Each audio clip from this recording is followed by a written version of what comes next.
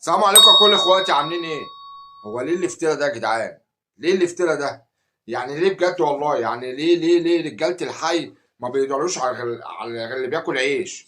طب ليه بتعملوا كده؟ طب انت هتشوف منظر دلوقتي عشان واحد بياكل عيش، كل مشكلته ان هو عايز ياكل عيش. خش في الفيديو. حرام عليكم، حرام عليكم، حرام عليكم، لا لا لا حرام عليك يا بنت. ابعد عني، حرام عليكم، عايزين نتعب، حرام عليكم، حرام عليكم، عايزين يشيلونا ويداروا قضية اللي قتلوا فيها ابويا، عايزين ينهوا القضية اللي قتلوا فيها ابويا، عايزين ينهوا القضية. حرام عليكم، حرام عليكم، حرام عليكم.